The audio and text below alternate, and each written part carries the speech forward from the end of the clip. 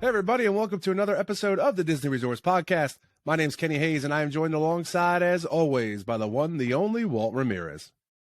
Good evening, Ken. How are you today? I'm doing good, Walt. How are you doing? I'm doing fabulous. You know, just all that positive vibe that's still around after our last interview with Denny. Just a great interview.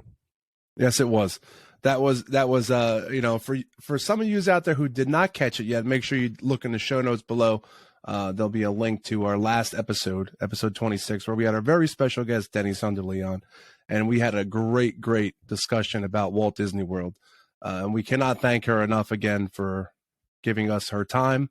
And Walter and I really enjoyed it. Absolutely. So, with that being said, we're going to jump into the news, and we have a couple good segments to talk about in this episode. Another Disney Visa card discount. Well, I got it right. A Disney Visa card discount has dropped again for Walt Disney World, up to 35% off and below for select resorts. We'll get into that momentarily. And today of taping, TRON soft opening. A soft opening has been scheduled for TRON. We'll get into those dates, and we'll let you know about that. And then we also, as you know, we are coming towards the end of March, and that means one thing. The 50th anniversary of the Walt Disney World Resort is coming to an end. And Walter and I are going to give our takes on the pros and the cons of the last 18-plus months celebration. And we have a couple other things we're going to discuss before we wrap up this show. But before we begin, as always, just consider subscribing to this channel. Give this video a thumbs up. And as Walter always says, share with a couple friends. All right, so over to TRON. And information that came out today and I'm not super shocked about it, Walt. So Disney announced, what's today's date? Actually, March 17th.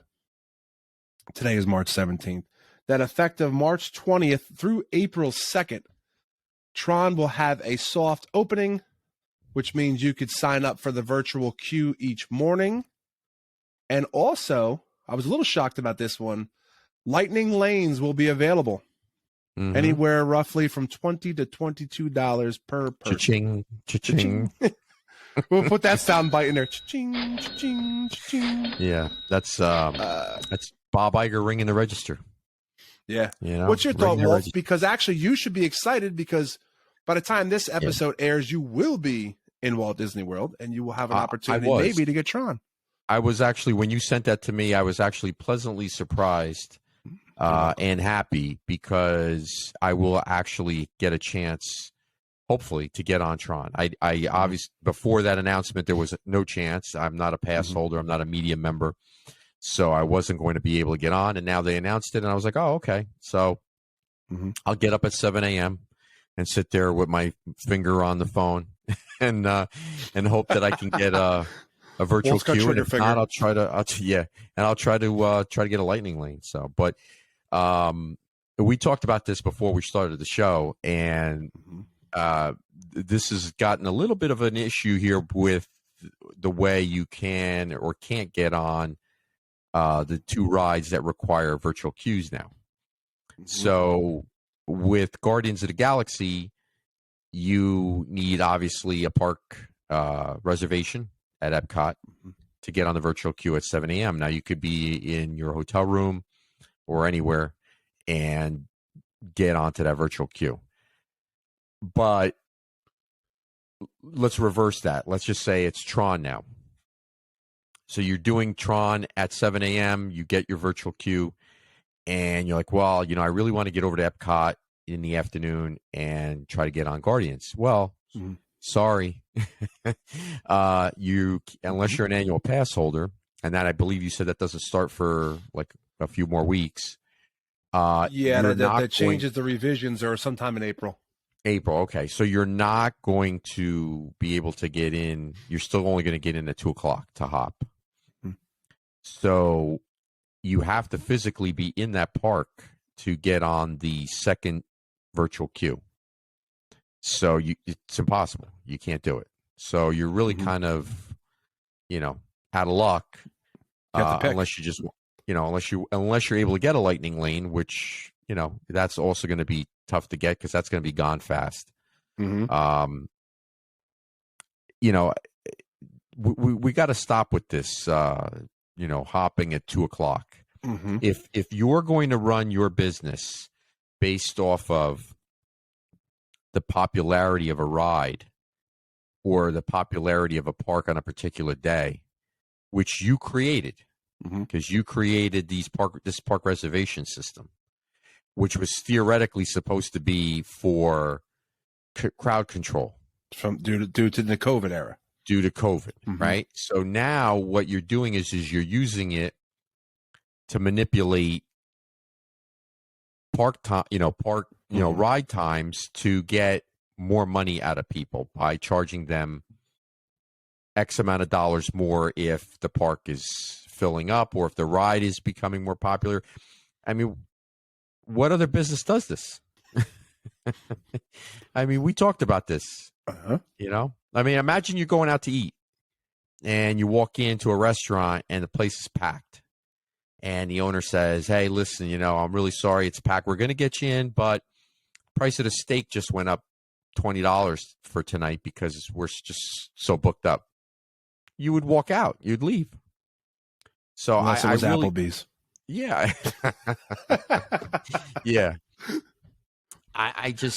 I'm look, if you're going to do the lightning lane, do the lightning lane, but make it a set price. Yes, I agree. Stop with this nonsense of, it's $15 one day, it's $20 another day.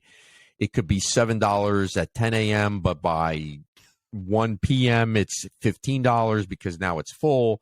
I mean, it's really beneath you as a company to do something like this, in my opinion. I mean, it's so lowbrow for Disney to do this. I mean, poor Walt's got to be turning over in his grave. Well, I'll tell you though, Walt, because when I saw this today, it get posted and everyone was freaking out about it.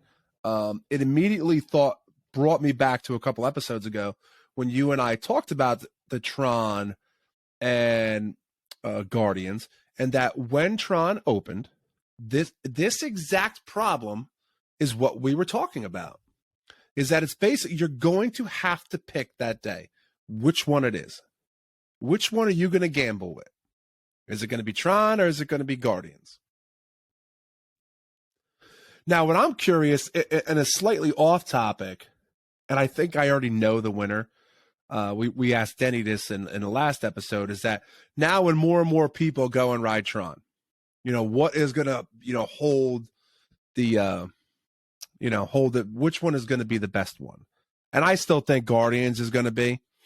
But I will say, Walt, as someone who will probably never ride TRON, watching a lot of vloggers out there who have been able to record the ride so far, it does look cool, though. It does look cool. It absolutely does. It looks cool. I actually think it is probably one of the best visual rides for people that aren't riding. Mm-hmm. Like you could just stand underneath it, and it's the only ride that I can think of that has that kind of I mean, you could see Mine Train from far, if you're standing, but it doesn't have the same impact. You're underneath the ride as it goes over you at like 50, 60 miles an hour. I mean, because you could see it from some of the video I saw and people standing directly underneath it. You're flying by. Yeah. That's cool. Yeah. I mean, there's no ride that has that kind of vibe, even for people somebody like yourself who may feel like I'm not really going to go on it, but you could actually sit there and watch, and it gives you a different perspective on it. You know what I mean? So, and at night it looks amazing.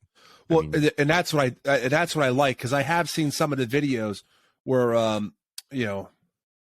that twilight hour, where the sun's setting but the sky's still a little bit orange, and with the light going, with the grid and everything lighting up, that looks really cool.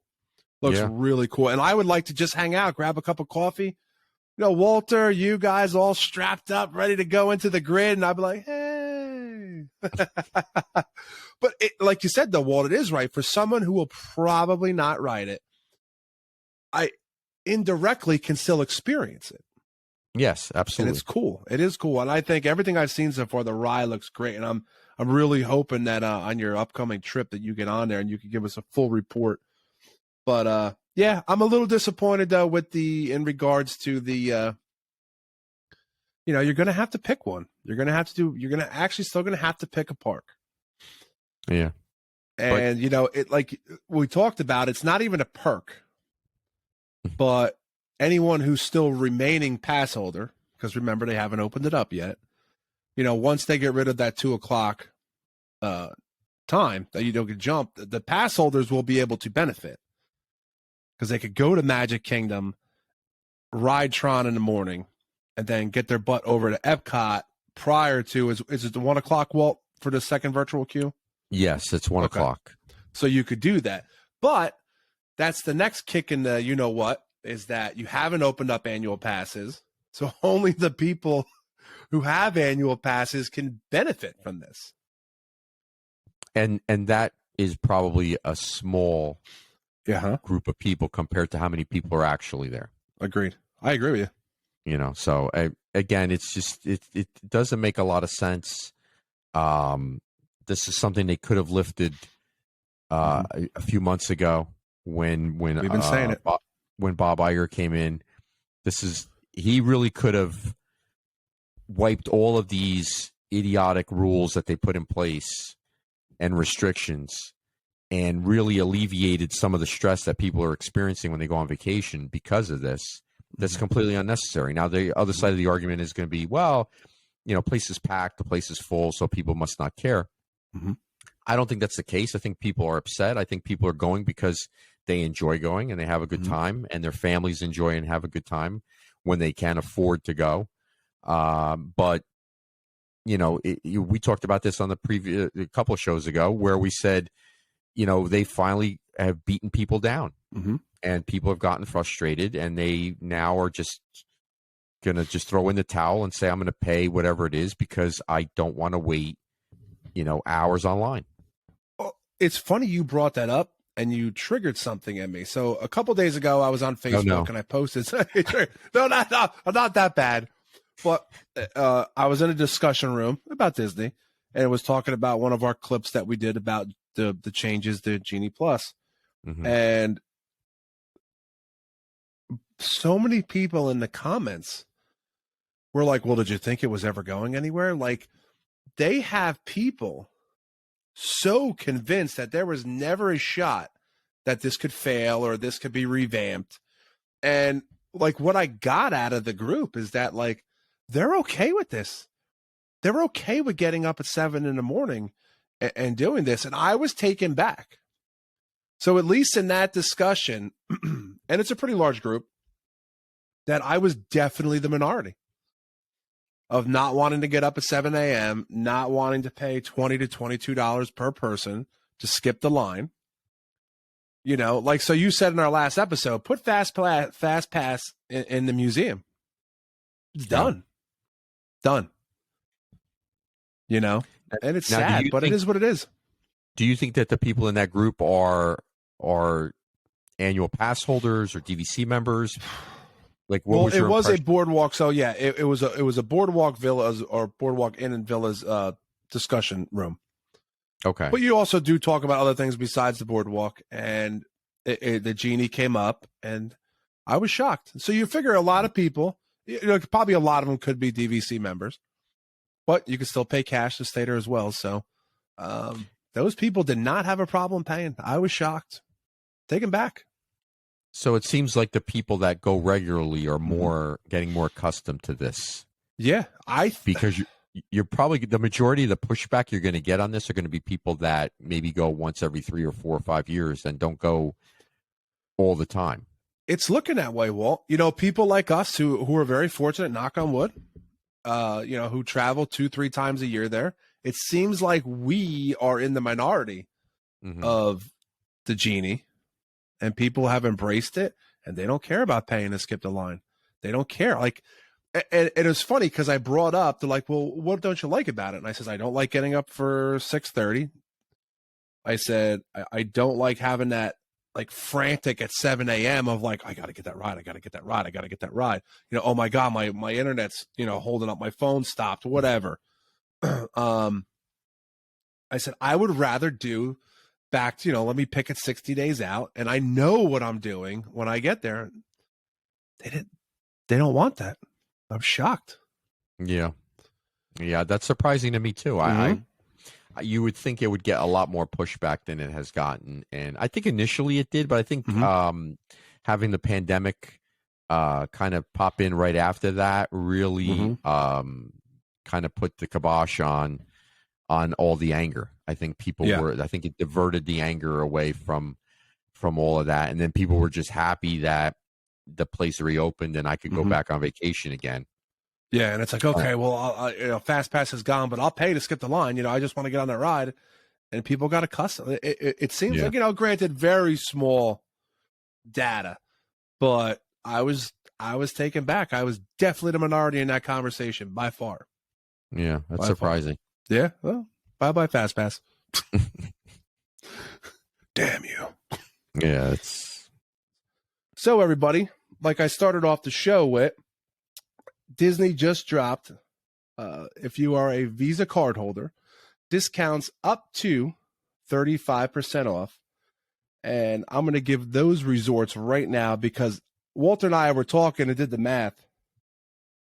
You should definitely take advantage of this. So it's going to be select dates from, I'll give them to you right now. Select dates beginning in May and running through September. May 14th through June 24th.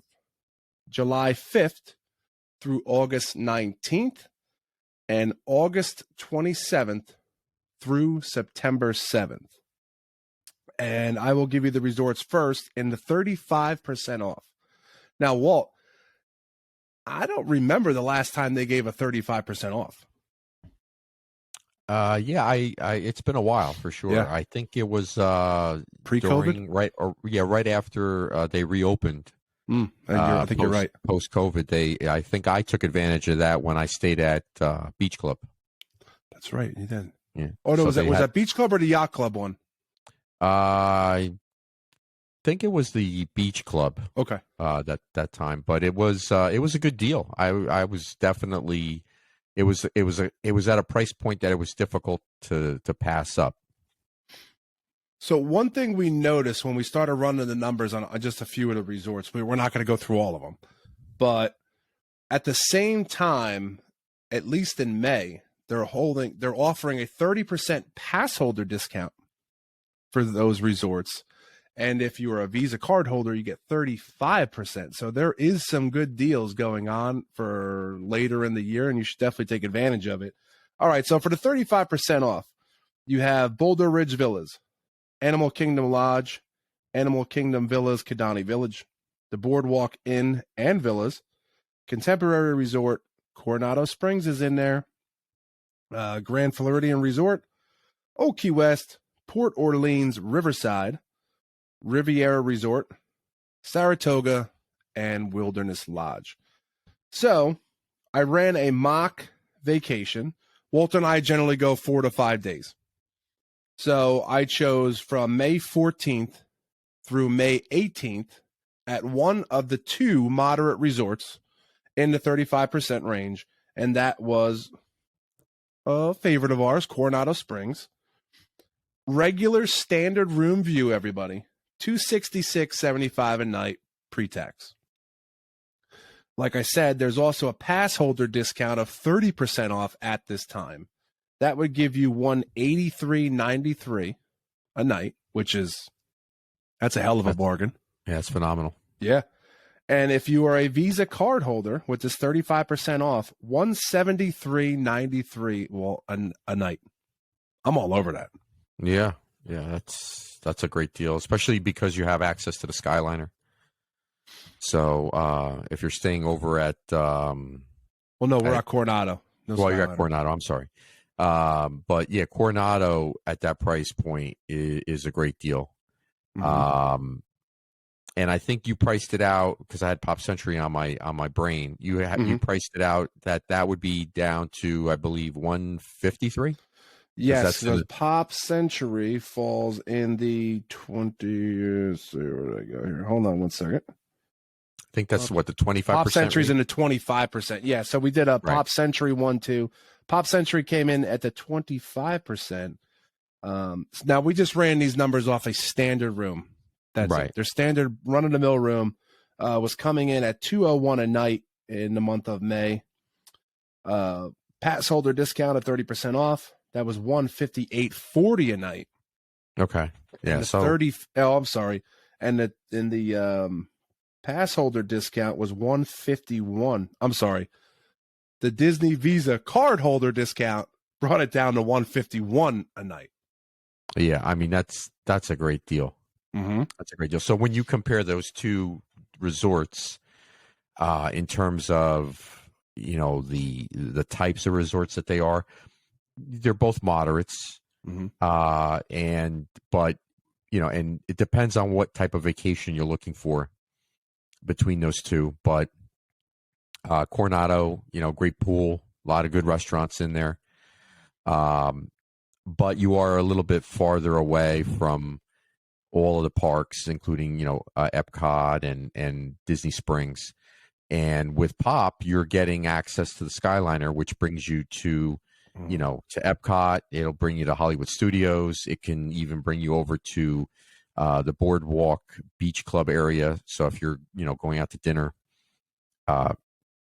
so for that roughly $20+ price range, you're almost really, because you're really not really giving up much, other than some decor and some, slight ambiance, and the pools too, because honestly, the pool at Coronado is much better than Pop Century. But it depends on. I mean, to me, to have the Skyliner and the ability to move around pretty freely is a big advantage, I think. I mean, what do you feel about that? Well, I would 100% agree with you if I didn't have the incident I had on my last trip in the Skyliner. Well, yeah, that's true. Yeah. I forgot about the footsies. Footsies. No scratch and sniff. Yeah, no scratch and sniff. But I totally agree with you, Walt. For I think it's $22 difference a night. Mm-hmm. I'll give you the extra $100. And we're Coronado people. I like Coronado. Yeah. But the access to the Skyliner, and I think what people forget is that with access to the Skyliner, you indirectly have access to 3 of the 4 parks. That's true, yeah. Because you could go to Epcot and then jump right on the monorail to Magic Kingdom. Yeah, that's true. And you don't really hear people discuss that all that much. So indirectly, you have transportation to 3 of the resorts without ever having to go on a bus or your rental car or whatever else on property, the minivan service, Skyliner, Epcot, boom, take it right over to Magic Kingdom on the monorail. But I like this. I got to convince the wife. Maybe those dates, maybe like in late August into September, or even in July, we're going to Vero. So I definitely want to take advantage of this because it's almost like too good not. Yeah, I feel like we're selling Disney rooms right now, but we're not. But the discount is really good. Yeah, but for a change, there is some value there. Mm-hmm. So normally you don't get that value, and there is some value there. I don't have a calendar in front of me, Ken, but that September 7th is the last day. Is that before or after Labor Day? I will look right now, I believe. Because that's actually kind of interesting if it's during the Labor Day weekend. It's after. Labor Day is Monday the 4th, and the 7th is a Saturday. I mean, I'm sorry, the 7th is a Thursday. So you could actually plan a Labor Day vacation and take advantage of that discount. That's actually a great deal. Mm-hmm. So, yeah. Mm-hmm. So, but before we wrap, I'll give you a real quick in this segment here. Let me just pull it back up again. So in the 30% off range, you have the cabins at Disney's Fort Wilderness, All-Star Sports, Art of Animation, the Family Studios, the Family Suites, Caribbean Beach Resort, which I'm shocked. Well, 30% off for Caribbean Beach. That's usually one of the lowest tiers. It is. It's usually a lot less. I'm shocked there. And then you got Port Orleans French Quarter rounding up to 30%. 25% is All-Star Movies and Music, Art of Animation standard rooms, Beach Club, Pop Century, and Yacht Club. 15% off the campsites at Wilderness Lodge. I'm sorry, the campsites at Wilderness Resort. I always do that. I don't know why. Then rounding up to 10%, Bay Lake Tower, Copper Creek, Animal Kingdom Villas, Jumbo House, Polynesian Villas and Bungalows, and the villas at the Grand Floridian. So, let me ask you, Ken, were you surprised to see Riviera Resort on that 35% off discount rate? I am. And you could look into it and say, well, they're trying to get people in there to bolster sales for DVC. So that's my thought. That's why I think it's in there. I mean, granted, most of the 35% off are, deluxe besides Riverside and Coronado. But yeah, as their most recent DVC resort, it's a little bit. Yeah. That shocked me, as well as Caribbean Beach being heavily discounted, because it hasn't been since the Skyliner opened. Yeah, that's true. Now, Grand Floridian is also on that 35% off bracket. But, I mean, that's been there forever, as opposed to, like you pointed out, Riviera is a fairly new resort. So it's kind of surprising. I always had the impression that resort was predominantly full from a DVC standpoint, but I guess there must be availability, because they wouldn't have put it in that top discount bracket. So yeah, I did look at, before we wrap up this segment, I did look up your favorite, your Beach Club, and there was no availability for any of the rooms. Yeah, and I think it's only 25. Is it 25 or 15? It's 25, right, at Beach Club? 25. Now, what I thought about, too, is since there is a soft goods refurbishment going on, that could be coming into play with the availability for the May. Could be, so, yeah. Could be.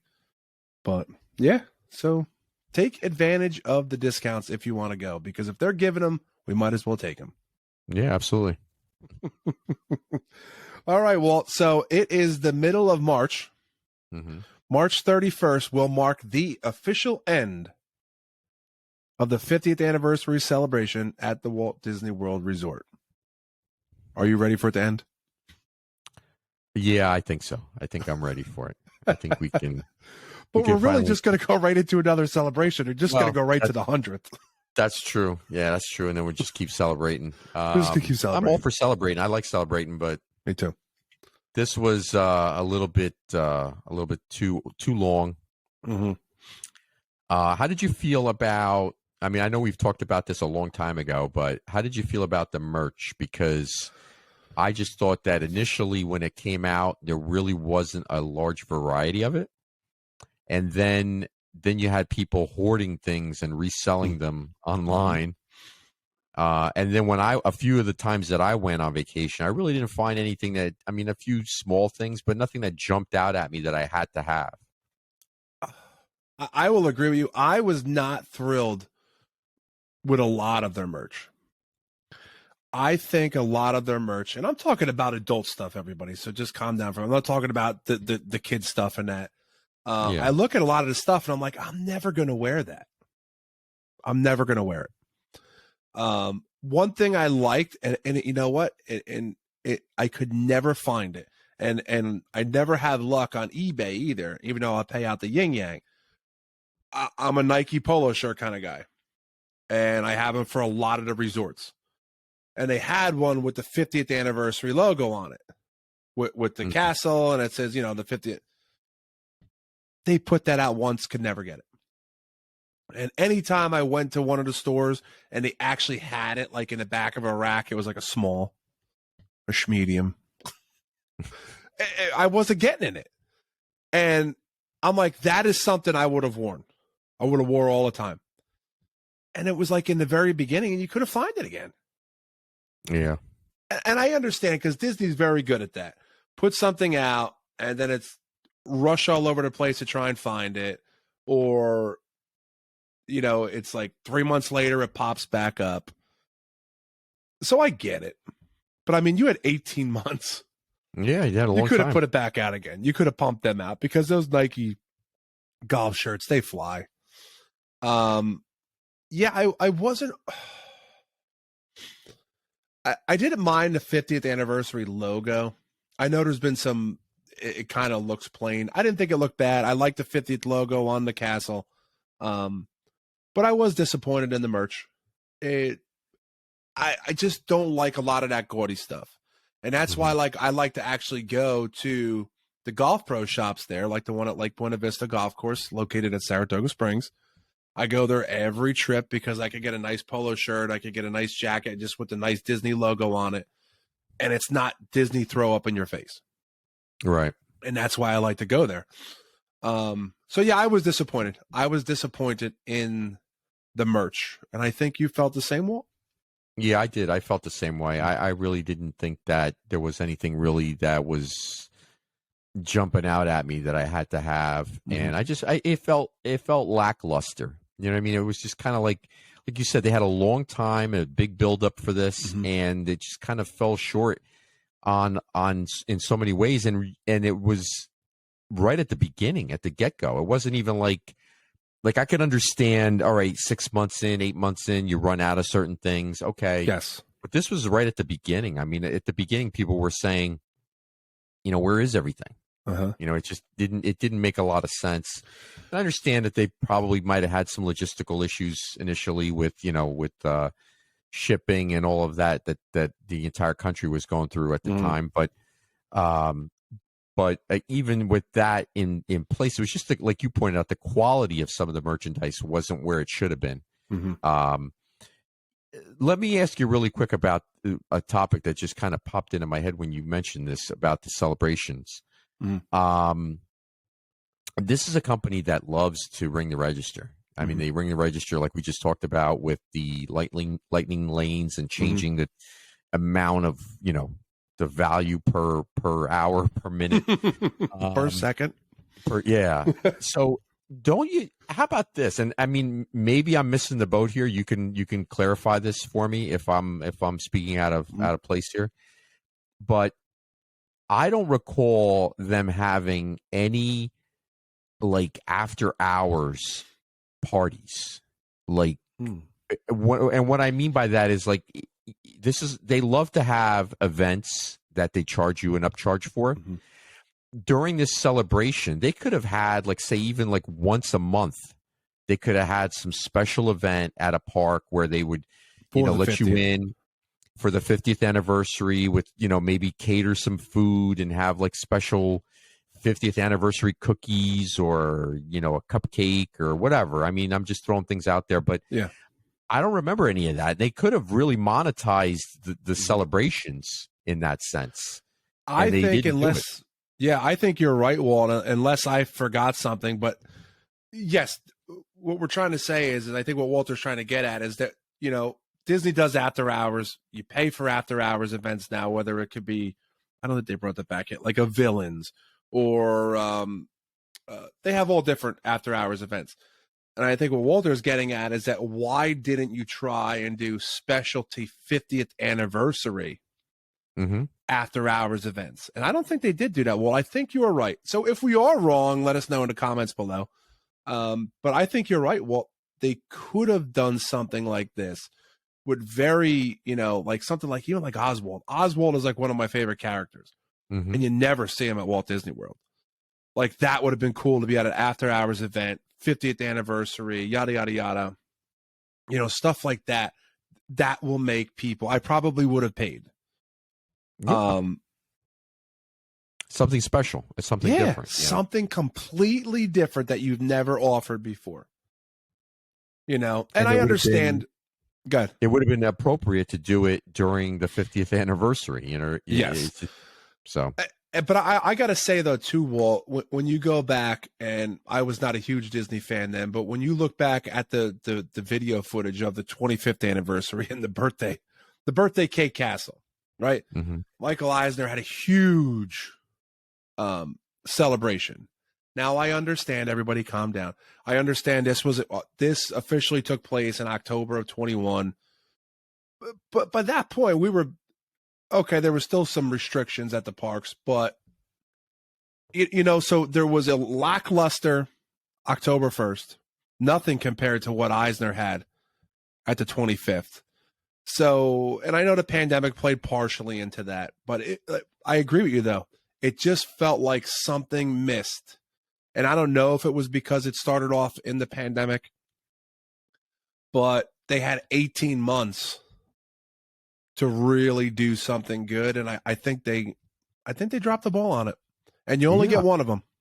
Yeah, and even now. So like now you're at the end. Mm-hmm. And what's Disney known for, especially during their shows and their fireworks? The finale. Yep. Well, you're at the finale and you have nothing.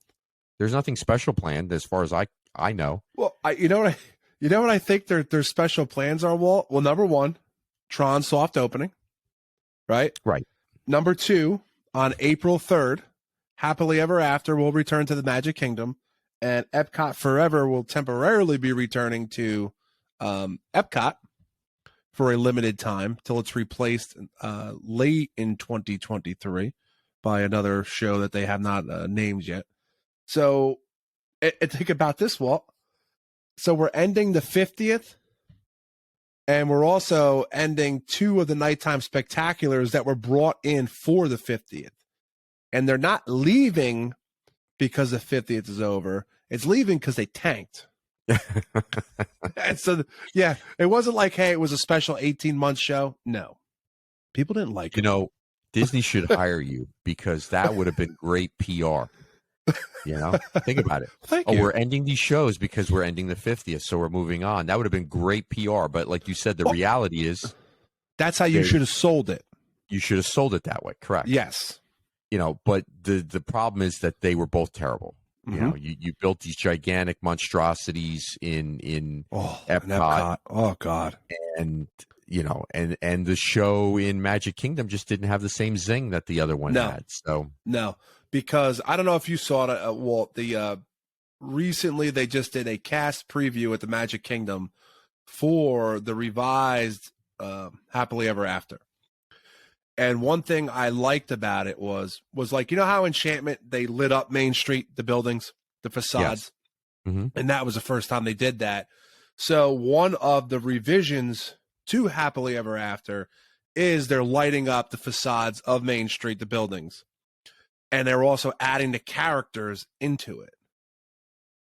So, like Coco was one of them and that. So, like, I'm really excited because that was one of the things you could take from Enchantment was something cool like that they were lighting up the facades on Main Street. Like, that was cool.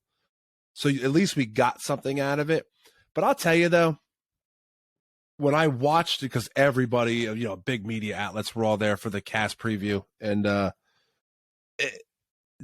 Happily Ever After just hits you, at least for me. I'm like, wow, I'm so happy this is back. It's just so much better. It is so much better. I agree. Yeah. But one of the things that Disney's done over the last several years is cut back on the fireworks. Mm-hmm.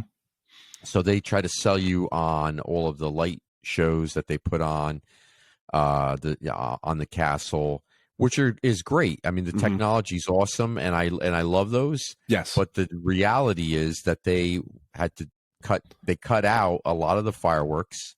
Mm-hmm. Which saves them a lot of money. Now they have, I understand those fireworks are nightly fireworks. It's every single night, 365 days a year.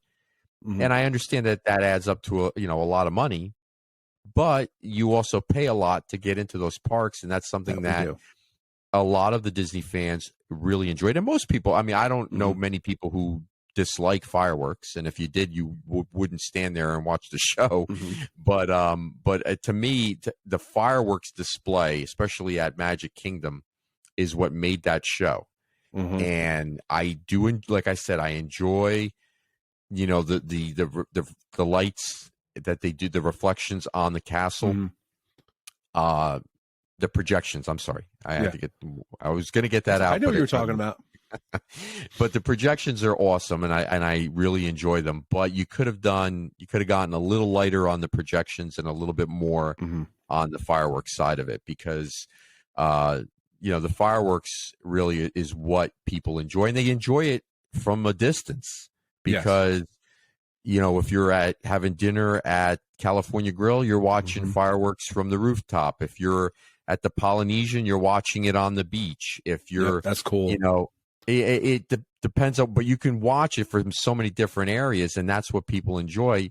Yes. You don't get that effect with the light projections. Yep. So, and I know you're a fan of the light projections at Hollywood Studios and their show. Mm-hmm. But Hollywood Studios is another example of a place where they cut out a lot of their fireworks because their fireworks show was also enjoyable, and that's been reduced as well. So, you know, so with the 50th anniversary, we got a reduction in fireworks. Welcome to the party. Yeah. Now, Walt, with the 50th, one thing I do hope they keep is all the statues that they put around all 4 parks. Yes. I hope that they keep them. I think they're well placed. I think they look well where they're at. And I don't even have a problem with them keeping the logo on it, the 50th anniversary logo. I think it's something that should be commemorated forever. And it's, you know, it's a major milestone. Glad I was able to be a part of it. But that is one thing that I really liked about the 50th was those statues. And I do hope, you know, and they interact. If you have the new magic bands, they interact with the magic bands and they talk, and your magic band lights up. So that is something and you know, especially for the kids, they love that. So I would like to see them hang around and show a little bit of remnants of the anniversary. And let me ask you this, Walt, before we close up with this, the castle, the way it looks now, I haven't read anything that it would change. Would you just take the 50th anniversary logo off the castle and keep it the way it looks right now? I would say probably yes, that's probably going to be the way they're going to go. But me personally, I enjoyed the older paint job that it had as opposed to the current one. Yeah. For me, it gave it a little bit more. I'm not going to say more class, I guess, but it was different. You know, I agree with you. You know, it was just different, and but I think you're right. I think they're going to just take it down. They're going to just take down the number and put up 100. Yeah, 100. But I do like, and I don't want to, you know, dwell on this, but I do like if you took the 50th off, and I do like the other color better. You know, pre to 50th anniversary. However, I do like the all the probably not the right word, but like all the drapery on the side of it, how it had the blue and gold. Yeah, the draping. Like I do like that. I would like to see that stay. I thought it looked good, but you're right though, Walt. That classic look of the castle pre 50th though is I do miss that as well.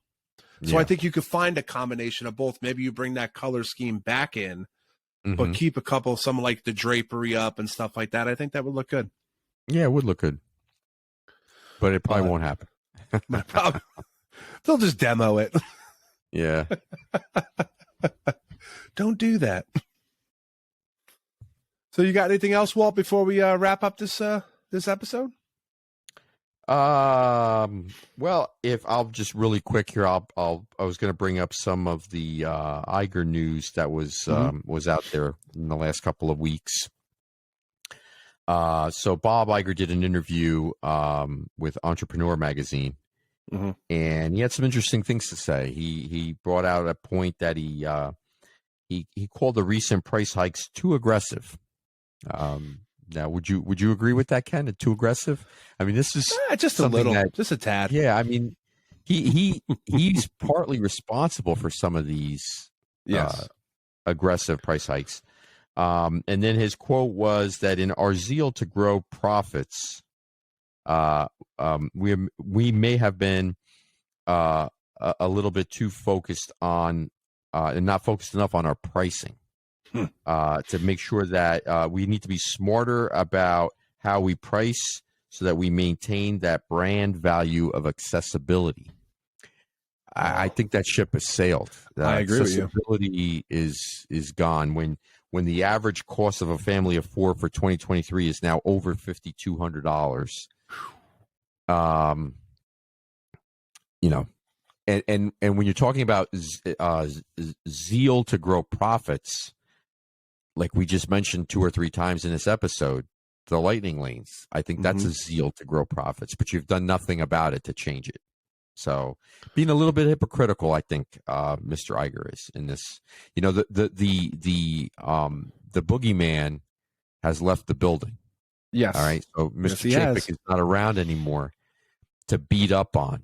And again, Ken and we're not fans of Mr. Chapek. No. But at some point, you have to now be a leader and take the reins and take responsibility and stop pointing the finger at the previous guy. And you have the power and the ability to make those changes. So make those changes and don't just point to the obvious and say, oh, yeah, we were too aggressive. Well, then reverse it. So let me ask you this, Walt. Your CEO is admitting that the price hikes were too aggressive, basically across the board. So why not lower them? If you're admitting that you're charging too much and that you crossed the line, walk it back a little bit. Walk it back. And I think some of these, like the Visa card discounts, I think that's why you're seeing the 35% off hitting now. You're seeing all these discounts now is because it's a way of lowering the price without getting mud on their face. Saying that, wow, I don't know. Yeah. I don't know. But if you know you did something wrong, change it. Yeah, but those offers and discounts existed before. Yes, when they did. had excuse me, when they had slow periods, occupancy periods during the year that were slower, they would put these offers out there regularly. Yes. To try to bump up their occupancy. So to act as if like this is now, we're lowering our price, you're not really lowering anything. You raised your price exponentially, and now you're offering something that you already offered before and saying, oh, look, I'm lowering the price. You're really not. So even if, Ken, you said walk it back, even if they didn't walk it back, even if they facilitated access to certain things, like we just pointed out about getting rid of that 2 p.m., because that's really like a finger in your eye, because you paid for a park hopper, and the park hopper is not cheap, and you paid for that park hopper, and now you're told, as you love to, I'm going to quote you now, limit your fun. And that's what they did. They limited your fun because now they're telling you, you can only go in after 2. Well, what if I don't want to? What if I want to go there at 11 in the morning or 10 in the morning? What if I want to we used to do it all the time. Yeah. What if I want to go to Rope Drop at Magic Kingdom, do 2 or 3 rides, and then shoot over to Epcot? I can't, because I can't go in until 2 o'clock. And now you're going to say, well, Walter, you shouldn't have given up your annual pass. Well, yeah, I mean, but that would have cost me $2,400. It would have. So, again, that falls into that window of affordability. Yes, it does. And they really haven't done much of anything other than a few, as we've discussed a few shows ago, a few minor things where they've kind of taken their foot off the back of your neck and made you feel like you were actually, getting some semblance of things back. Yeah. But it's been minor, and when in terms of your pocketbook, it's non-existent because they're still gouging you for everything. And I thought it would be more. I knew stuff would happen. It did happen, but I don't know, Walt. The longer we go now, I don't see anything else changing. I agree with you. I don't think so either. I think this is about all you're going to get. I think it made the people happy. Yeah, I mean, they're going to give you now. What they're going to do is they're going. I'm going to really quickly. I'm going to lay off the last thing I was going to talk about, which was Michael Eisner's comments about I'm a little nervous for Bob. We'll just leave that out there. But one of the things that you just brought up, which is a great point, is nothing's going to change. So they're going to have to hit a home run with D23, because we talked about this where there's really nothing on the horizon that's going to get people excited and juiced up about going to Disney, because, Tron is great, but after like a year or so, that's going to wear off. And where is the next, we talked about the Polynesian, DVC hotel, tower. but that's just a small segment, because that appeals to people who are in DVC, doesn't appeal to a broad spectrum of Disney fans. So where is the next big thing? So now other places have talked about this recently, and the concept art of a villain's land and all of that. But that we've talked about that, and we both agree. And I you tell me how you feel about this, but that this is something that is going to take a long time to come to fruition, and it's just speculation at this point. Now, D23, like I said, has to be a home run. They're going to have to come out with a big announcement, like possibly another gate, which I would be shocked if that happened. But that's really the only thing that's going to get people juiced up for the next like 3 or 4 years. Well, I agree with you. And then the problem first, Walt, is that like this year is just a destination D23. So it's a watered down of the larger one, I believe, which takes place in September at Walt Disney World. Next year, I believe it's back in Disneyland, the full-fledged D23. I agree with you, though. And I've heard some, and I don't want to, because I know we got to wrap soon, but I'll start it off now, and then we could discuss this further in an upcoming show, is, there was an Imagineer, I don't have his name in front of me, that recently did an interview and basically said that when they presented the potential expansion of Magic Kingdom, that they heard the fans loud and clear, because they were very excited when they talked about the villains. So it does sound like that the villains is something that they're going to continue with, but it's years away. I mean, we'll put it up on the screen. It's very, very basic concept art. Universal is expanding. Here's one thing that was brought up by on another channel, another podcast, is that does Disney have to open up a fifth gate just because Universal is now opening up, I believe is their third? Yes. Do they have to? Because if they do open up a fifth gate, you're now drawing away from the parks. You're now, will it actually hurt them more than benefiting them? So then they're also trying to say is that, are they better off just expanding the parks that they currently have instead of opening a fifth gate? And they felt that opening a fifth gate was probably not there, that just the continued expansions of the 4 parks that they have is all that Disney feels that they need to do right now to counter Universal. Yeah, I totally disagree with that. I think that's like dropping down a bunt. That's what that is. That's just that. All right, so going with that thought process, let's look at the things that they've added on to their parks. They added on Star Wars, which most fans, the average fan thinks it was good, but most fans think that it fell short because the land itself does not have the type of interaction that it could or should have, or that people were expecting. And it's so they added that. They added on, and they fell short. Now they're adding on, quote unquote, a walkthrough of Moana at Epcot, and I can, we've said, oh, we hope it's great, but I think it's going to fall short. I think that's going to be a big yawn when all is said and done. So adding on to a park when your competitor is adding on a brand new park, completely different from what they've had.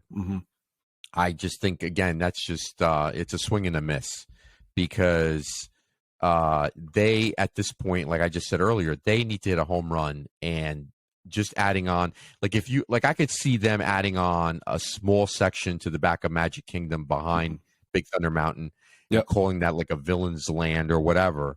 but that's going to be, a very small part of that park. I mean, how big is that going to be? It's going to be maybe the size of Tomorrowland or any of the other lands in Magic Kingdom. So from it's nice. Don't get me wrong. Yes. I mean, it's a nice and addition. I like the villains idea. Yeah, absolutely. I like the villains idea also.